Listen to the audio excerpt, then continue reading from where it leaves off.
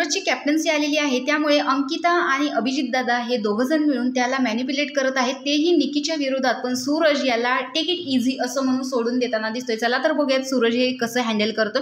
तर इकडे हे तिघेजण बसलेले असतात आणि कॅप्टन पदाचा भार हा सूरजवरती आहे. तर अंकिता म्हणते की आता तर माझं काय, मी तर किचनमध्येच असणार आहे, त्यामुळे माझं काही टेन्शनच नाही. पण ती 2 ड्युटी करत नाहीये ना असं अभिजित सांगतो.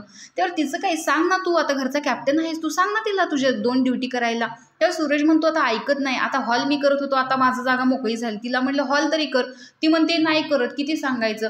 तर अंकिता म्हणते हे असं कसं चालेल, सगळेजण काही ना काहीतरी काम करत आहेत, तुझं मात्र आम्ही बुक्कीत टेंगुळ घेऊन सगळं सहन केलं, मी सगळं ऐकते, तू तर मला म्हणला होतास की तुला काम पण नाही देणार आणि तरी मी करते. तर सूरज म्हणतो घ्या ना समजून, ती नाही करत आहे, आपलं घर असं कसं काय घाण राहिलं पाहिजे. त्यामुळे सूरजचं घरावरती किती प्रेम आहे आणि त्याला स्वच्छता किती आवडते हे त्याच्या या वाक्यातून दिसतंच. तर अंकिता म्हणते अरे तिला सांग ना तुझं कॅप्टन्सीचं बाथरूम साफ करायला. तर तो म्हणतो मी सांगितलं पण ती नाही ऐकत.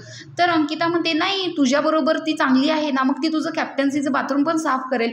तर अशा प्रकारे निकीला ड्युटी तू करवून घे असं म्हणून ते सूरजला मॅनिप्युलेट करतायत निकीच्या विरोधात. आता हे पाहायला लोकांना नक्कीच आवडेल की सूरज कशा प्रकारे कोणती ड्युटी कोणाला देतोय आणि निकीला तो स्पेशली कोणती ड्युटी देतोय आणि त्याचं ऐकून निकी ड्युटी करते की नाही हे आपल्याला एपिसोडमध्ये बघायला आवडेलच. पण तुम्ही याची आतुरतेने वाट बघत आहात की नाही हे कमेंट बॉक्समध्ये नक्की सांगा. अशाच बिग बॉसच्या नवनवीन अपडेटसाठी आपल्या चॅनलला सबस्क्राईब करा. तोपर्यंत बाय.